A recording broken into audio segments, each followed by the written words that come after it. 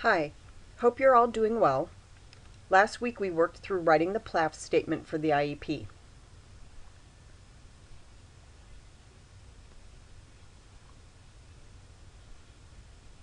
Your discussion assignment was to post one of your students' needs from your PLAF and then review those that were posted by your classmates. Then you were to send me your full draft PLAF statements so I can review them. And I'm going to be working on that this week and we'll be getting those back to you.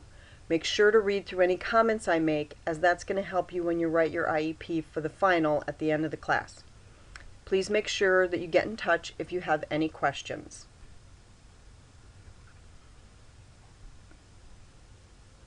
So take a moment and say out loud, what does PLAF stand for? So go ahead and give that information to yourself.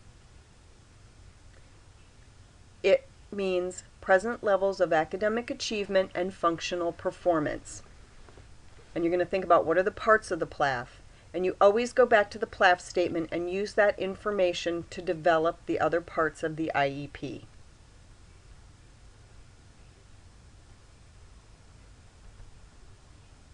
As you're reviewing data from the evaluations, you may find maybe a reading, writing, and math need for your student.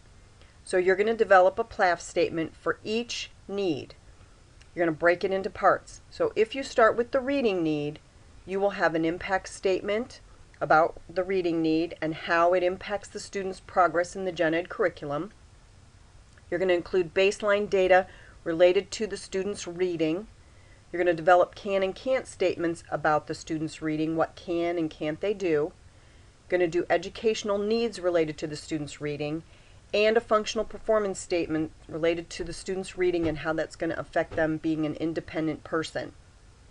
As we move through the other pieces of the IEP, it's good to go back and reread the PLAF statement. Make sure you're supporting the student's needs all the way through the IEP.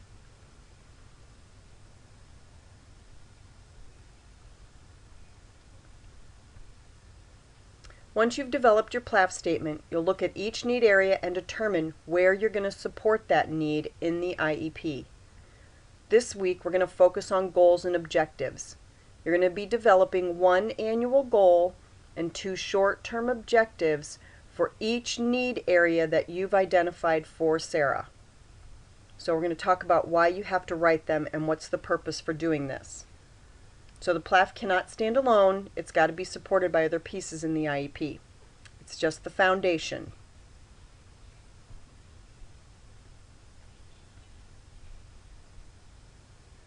Why do we need measurable goals and objectives?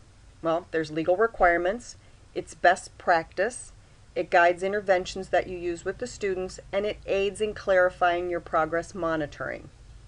In 1997 and again in 2004, when Congress revisited special education law, the IDEA, the Individuals with Disabilities Education Act, it detailed the need for increased emphasis on measurable and measured goals, on students making genuine and measured progress, and on that student progress being regularly and meaningfully reported to parents.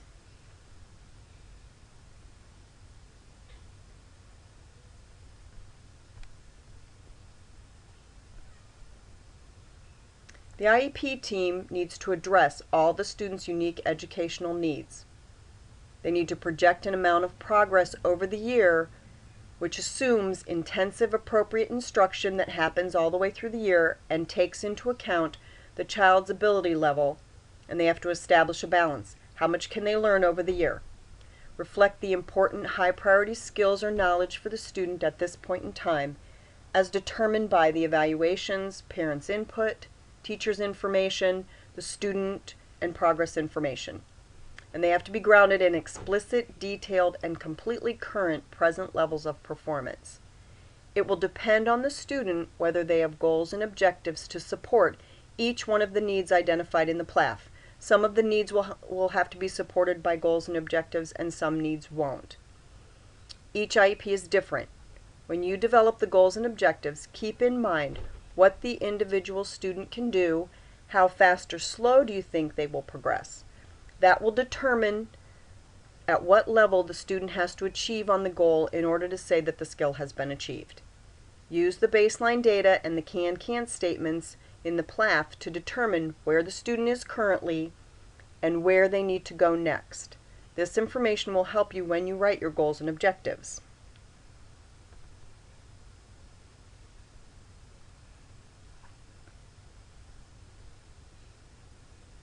An IEP is a written statement for each child with a disability, developed, reviewed, and revised in a meeting, and it must include a review statement of the child's present levels of academic achievement and functional performance, including how the child's disability affects the child's involvement and progress in the gen ed curriculum. This is a review of what we have to have. Our focus for this week, 300-320 subsection A to I, a statement of measurable annual goals, including academic and functional goals that are designed to meet the child's needs that result from the child's disability, to enable the child to be involved in and make progress in the general education curriculum, and meet each of the child's other educational needs that result from the child's disability. And for children with disability who take alternative assessments aligned to alternate achievement standards, a description of benchmarks or short-term objectives. So remember, you have to have the PLAF statement information, which I reviewed, but you also have to have goals and objectives for that student.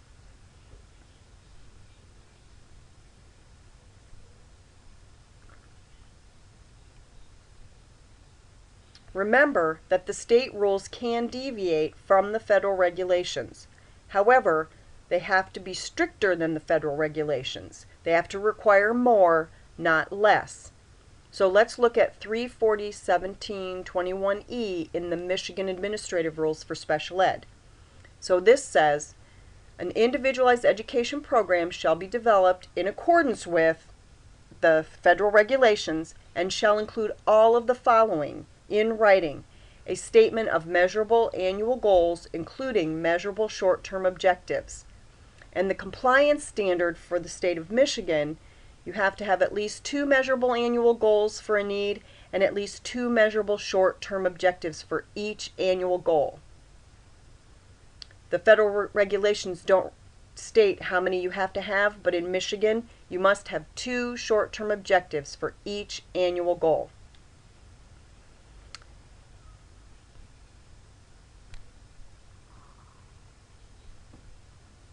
So, what are goals, what are objectives, and what is measurable?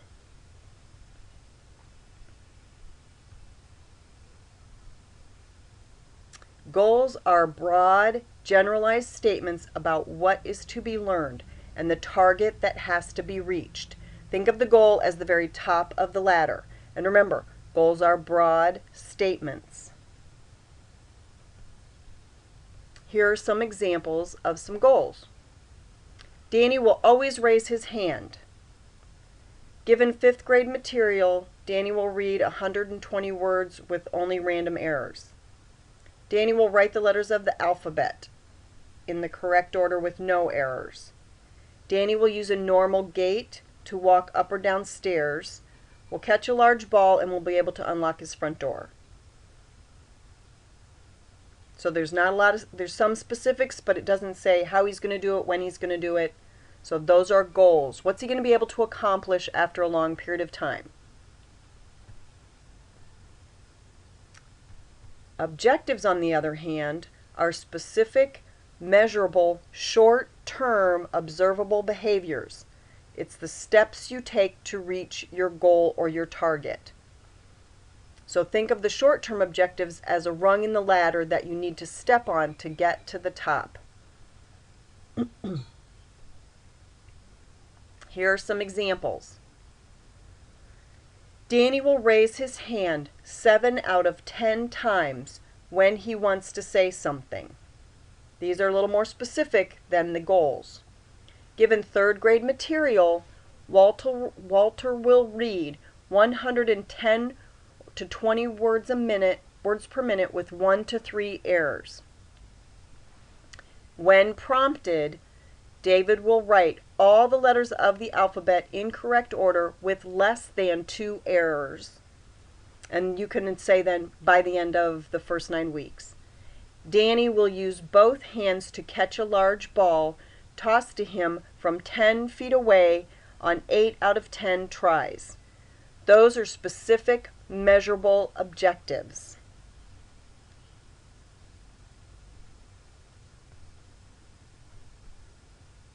So all goals and objectives must be measurable. It's part of the regulations. So what is measurability? Measurable is the essential characteristic of an IEP goal or objective. When a goal is not measurable, of course it cannot be measured.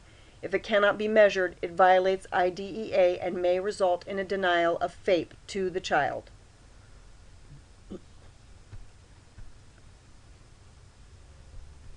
So here are some myths of measurability, because some people say, well, if it has this, it must be measurable. So myth 1, if it contains a percentage, it must be measurable. Danny will write a paragraph with 75% accuracy. Well, who determines what is accurate? Myth 2, if it contains technical language, it must be measurable. Danny will demonstrate appropriate interpersonal and communication skills. So just like for FAPE, who decides what is appropriate? How do you measure whether Danny demonstrated appropriate interpersonal and communication skills? And will everybody measure it the same way? Myth 3, if it contains an action verb, it must be measurable. Danny will demonstrate an understanding of high-risk behavior. What's the measurement for understanding? Okay, so just because it has a percentage or technical language or an action verb doesn't make it a measurable short-term objective or goal.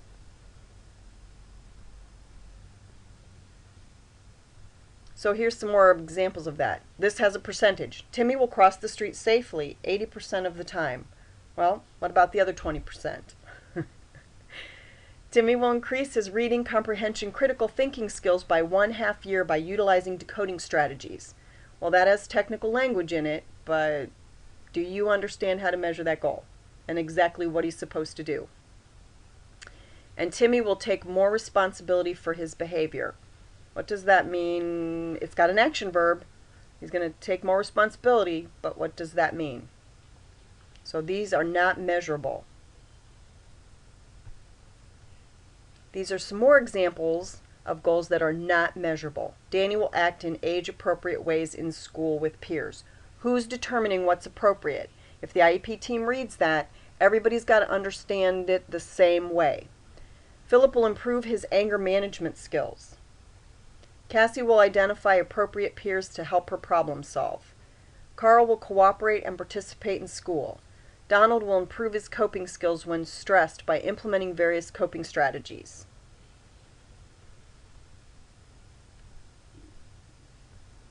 So, now that we've looked at what is not measurable, let's look at what is measurable. Danny will count quarters by 25s to $1 on 9 out of 10 trials for 5 consecutive days. Given a simple line drawing or picture, Annie will use safety scissors to cut out the drawing or picture without deviating from the lines by more than 1/8 of an inch at any point.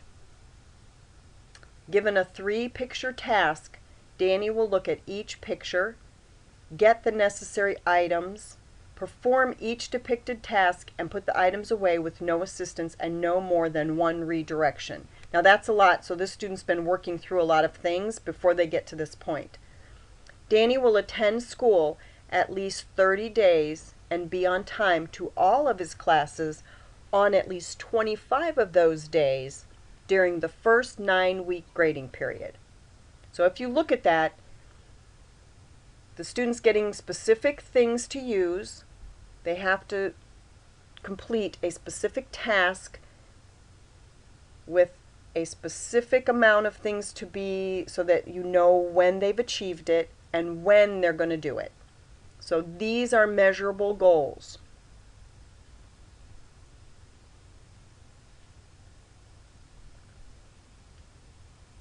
So now that you've seen what not to do, and we've looked at now some examples, here's how to get started writing measurable goals and objectives.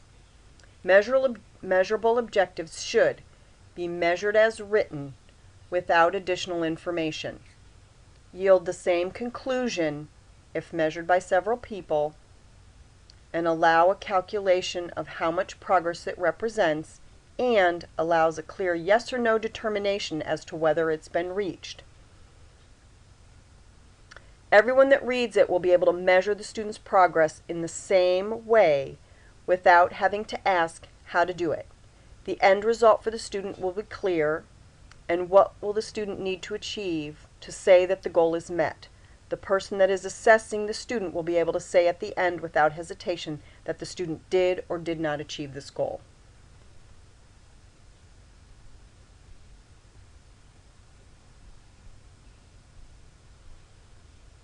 So you can write a goal, and the way to measure it is clear. Objective: read 110 easy sight words orally in 1 minute with no more than 2 errors by June 1st. So the measurement, you're going to ask the child to read aloud the 110 word list, then you're going to time him or her and count the errors, if any, and they have until June 1st to do this. So once the student has been assessed, let's say the first time the student is assessed in January, so you're going to do this objective. You're going to work on the sight words and practice them, and then in January you're going to have the student read the list. And so the first time the student misses 40 words. Did the student achieve the objective? Then in February, after the student's been working on the words, you assess again. The student is given the 110 words. They have 1 minute to read them out loud, and they miss 28. Did the student achieve the objective? Not this time. You're going to measure again in March. The student misses 10 words. Did the student achieve the objective? Still not this time. Measure in April. The student doesn't miss any. Did the student achieve the objective? Yes. So the student can move to the next objective. If this is the last goal, it may be that you need to do an addendum to the IEP to revise the goals, because you may need to give them something else to work on.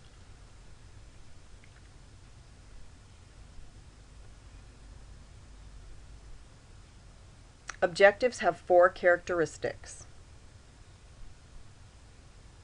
Objectives are measurable. Good instructional objectives can be measured. The verb that is used is very important. The verb used can make the objective easy or difficult. The student will understand how to write a friendly letter. Not really measurable.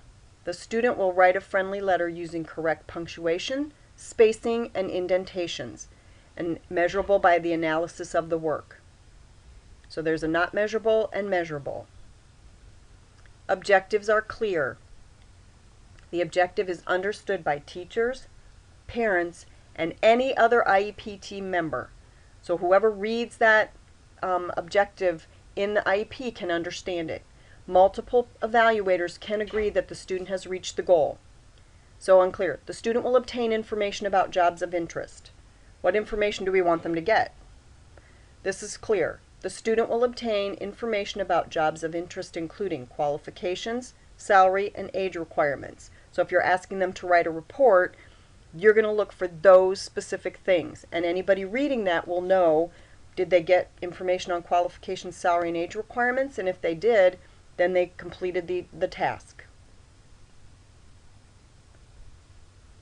Objectives are student-centered.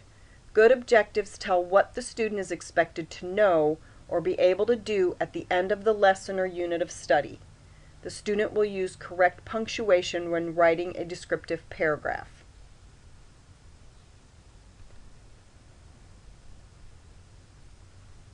Objectives are outcomes, not activities. The objectives tell what the student is expected to know or be able to do at the end of a given time. The statement is future-oriented and describes an outcome, not a learning activity. So if we say the student will be able to name the continents and locate them on a map. The objectives are not your lesson plans. The lesson plan is the activity that you're going to do to introduce the information or to work on what the student has already been introduced. The objectives are how you measure the learning and the skill level. So if you're going to work on maps and continents, What the student has to be able to do at the end of the unit is be able to name the continents and find them on a map. But you're going to introduce them through different lessons that you do in class and do practice on them. Then you're going to check the goal later, or the objective later.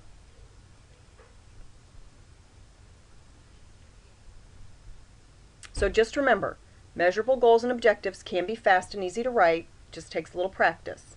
And remember to use your information from the PLAF statement. So one of the next questions that gets asked is, how many? The number of goals will vary. Depends on student's age, severity of the disability, the number of disabilities the student is involved with, and individual factors. Don't get hung up here. Some students may have a few and others may have a lot. The number depends on how many short-term objectives are written for each student will be determined by the IEP team based on data and what will yield educational benefit for the individual students. Some students will have to have smaller short-term objectives to reach the goal. You may end up writing 5 short-term objectives for each annual goal to get the student where they need to be. Other students may need only 2 or 3 to reach the goal, as they are able to progress at a faster pace and can work through on more than one annual goal at a time. Remember, this is an individual educational plan. Every IEP, while having some similarities, will never be exactly the same as another IEP. It will happen at times that some of your students will need to be working in the same areas and doing similar things. But if you write the same goals and objectives for every student that you have, you are not upholding the basic ideals of the IDEA, and you've not developed an individualized educational plan.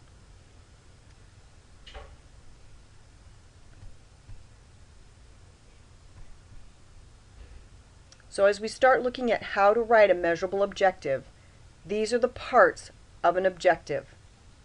It's like a formula for a math problem. Under what conditions determines under what conditions the skill will be achieved, like what are you going to give them and when. The student does what? This determines at what level the skill will be achieved. What does the learner have to do? How well determines at what level the skill will be achieved. And the frequency of the evaluation procedure. Let me go back over that because I just noticed something that I need to take out. So, under what conditions? What is the student given to do it? What do they have to do? How well do they have to do it? And when are you going to measure it?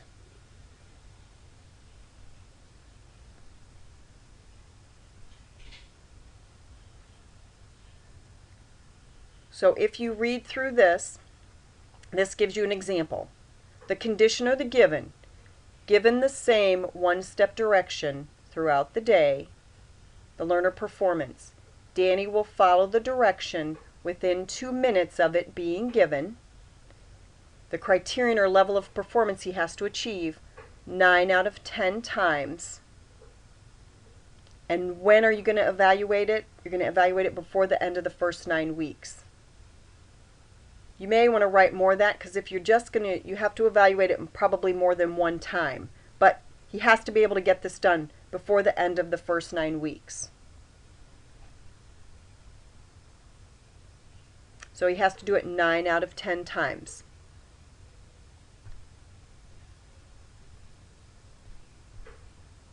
So now we're going to connect the dots. So here's the connection. Danny's need area was established in the PLAF using data that he was impulsive and he has a hard time sitting and focusing in the classroom. So his disability will impact his progress as he's not going to be able to complete tasks in the gen ed classroom. So that's his impact. He can't sit still in the classroom. So Danny's inability to sit still in the classroom will make it difficult for him to complete tasks and assignments and progress in the classroom. Okay? The team determines that he needs to work on being able to follow directions. The data indicates that he cannot follow a one-step direction. He can sit in his chair for most of the class, but he can't focus and complete one-step directions. So here's the starting point. The team determines that in order to support this need, they will develop some goals and objectives to work through. So the annual goal may say something like, Danny will be able to complete a given task with no more than 4 steps without assistance by the end of the school year. So remember, the goal is kind of more broad, and it's something he's going to be able to accomplish at the end of the year. So the short-term objective, the very first one, given a pencil and the direction, pick up the pencil. Danny will follow the direction exactly as it's given within 2 minutes, 7 out of 10 times throughout the day before the end of the first 9 weeks. Okay? So when we check that, we're going to work on Danny being able to do that, and we're going to practice it. Then maybe at the end of the week, we're going to give him a pencil, and we're going to lay it on his desk, and we're going to say, pick up the pencil. Danny will follow the direction exactly as it's given within 2 minutes of it being given, 7 out of 10 times throughout the day. So I'm going to have to measure this goal throughout the day. I'm going to have to try it 10 times, and he's got to be able to do it 7. So anytime I lay the pencil on his desk and say, pick up the pencil, I'm going to wait 2 minutes, and he's going to have to be able to do it. If he doesn't, I mark it, nope, he did not do it. And we'd have to do that 10 times throughout the day. So that's a lot of checking, just remember that. But sometimes that happens. So if he gets that, the next goal that you write is, given a pencil and the direction, pick up the pencil. Danny will follow the direction exactly as it's given within 2 minutes, 9 out of 10 times. So you've increased the amount of correctness that he's got to do it. Everything else stays the same. Then the next short-term objective we write is, given a pencil and a piece of paper and the direction, pick up the pencil and write your name. Danny will follow the direction exactly as it's given within 2 minutes, 6 out of 10 times throughout the day. So we're increasing some of the things that he has to do, because remember, we want him to be able to do a 4-step direction by the end of the school year. So we start with 1 direction, we add some short-term objectives that give him 2 directions that he has to follow.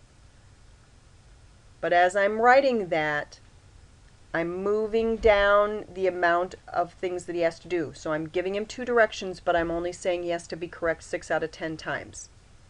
Then I'm going to say, given a pencil and a piece of paper and the direction, pick up the pencil and write your name. Danny will follow the direction exactly as it's given within 2 minutes, 8 out of 10 times. So I'm increasing his correctness with the 2-step direction. So I may have 6 or so short-term objectives for him to follow through the year. And this is maybe for the second 9 weeks of school. So the first 9 weeks we're working on 1-step direction. The second 9 weeks we're working on 2-step directions. The third 9 weeks we're working on 3-step directions. And hopefully by the fourth 9 weeks we're working on him being able to do a 4-step direction. So that's the progression.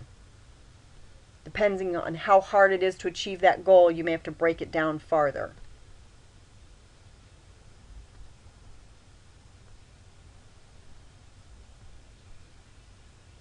So remember, a given is not always a given. So when I say given a piece of paper or given a pencil, if my goal or my short-term objective says Danny will swim 200 yards, do I need to say that I'm going to give him a swimming pool?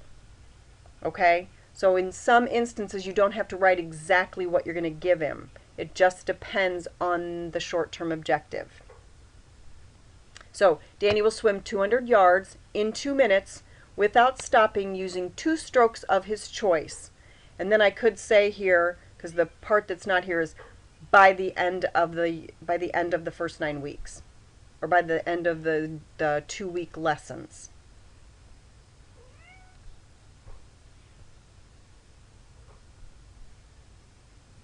As you're trying to determine what you need to focus on with the student, you can ask yourself some questions.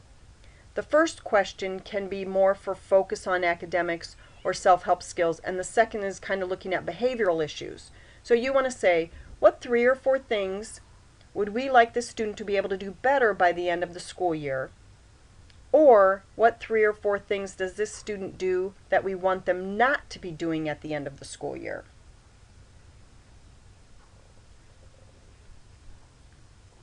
Remember, the function of the goals and objectives is to mark progress.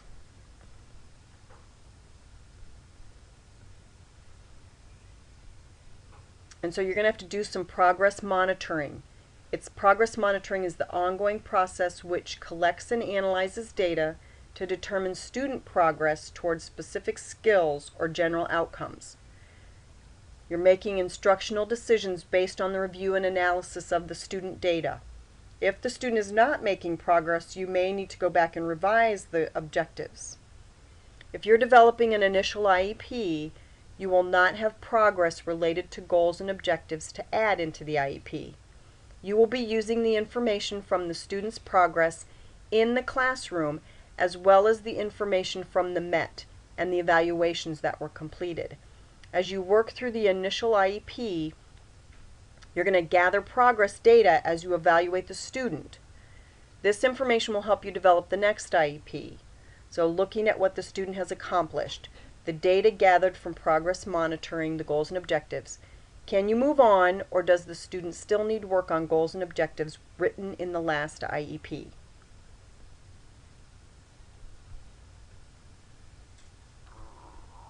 The federal regulations say how the child's progress toward meeting the annual goals and objectives in the paragraph of this section will be measured, and when the periodic reports on the progress the child is making toward meeting the annual goals, such as through the use of quarterly or other periodic reports, concurrent with the issues of report cards, will be provided. This regulation means that in the IEP, you must include how you're going to measure progress. Remember, in your goal formula, you have to state when you're going to evaluate, when the student has to accomplish that goal. And the next piece of this regulation states that you have to include information in the IEP as to when you will provide the reports on the student's progress, and yes, there is a place for this to be written in the IEP. It's important to note the language, concurrent with the issuance of report cards. Special educators are required to report on students' progress on their goals and objectives at the same time that reports are provided for general education students. So you don't have to provide the information in the same manner. You don't have to use just a grade card. You can write a summary or a narrative, or you can do graphs or charts to report the student's progress. But you have to do it at the same time. If the student is working on being able to spell a word on third grade level, and the short-term objective is given a list of 10 words each week from the third grade spelling list, the student will be able to spell 7 out of 10 words correctly at the end of the week. If you give the student 10 new words and then practice them through the week, and at the end of the week, you give the student a spelling test on the 10 words and record their score. Schools usually do midterm progress reports, so at about 4 or 5 weeks into the 9 weeks, you're going to have 4 or 5 spelling test grades to provide to the parent. So maybe week 1, the student got 50%, on week 2, they got 65%, week 3, they're up to 75%, and week 4 is 75%. If you're working with the student to study differently or try some different strategies, you could add that information into the progress reports. But you have to provide the progress information at the same time as general ed students are receiving their progress reports. So probably midterm grades and at the end of the 9 weeks. So when you're writing your goals and objectives, think about what you are writing in regards to how you're going to evaluate progress and how often. There may be some behavioral goals that need to be monitored and evaluated daily. But remember, if you write that, you're going to be doing something every day, and that's exactly how you have to monitor, and you will have to provide information on the evaluation. Write what makes sense for the student and the goal you're trying to achieve. Remember, this is an individual educational plan. So remember when we were back doing the short-term objectives for Danny with where he had to do one-step directions, and I was saying 9 out of 10 times a day, you were going to have to check that 10 times through the day and record the progress for that day. So be careful as you're writing and you're developing how often you say you're going to do that. You have to do what's best for the student. So reports of progress on goals have to be reported on as often as progress is reported on in general education, and the schedule for progress is written in the IEP, but there are no required forms to report the progress. You can do it in a number of different ways. The progress monitoring is responsibility of the IEP team. It gets determined who's going to do it at the meeting. So it depends on the goal or short-term objective as to who's going to be monitoring and doing the evaluating. Some short-term objectives are worked on in the general education classroom, and that instructor will then need to help with the monitoring and evaluation. This needs to be determined at the IEP so that all of the members are clear and understand their responsibilities. Where can you find resources that help you write goals? So you're going to use the evaluation information, but if you look at the on the Michigan Department of Education website, they have the Michigan Academic Standards, and that will kind of help you focus in on some of the goals that you may need to write. And the website information for that is in eCollege in the Webliography if you want to take a look. I've included that for you. So this is just a simple check. So you've gotten your information, you've written some annual goals and short-term objectives, and now the moment of measuring the goal has come, and how are you going to do it? So I provided you some examples just to kind of get an idea of how people do it.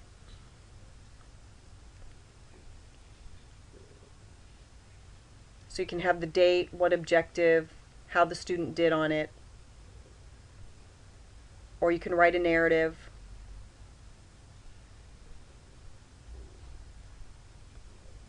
So those are some examples. There are a lot of components to include. Just work on one piece at a time. It'll all come together. If you have any questions or you want to go over what you're working on, feel free to contact me.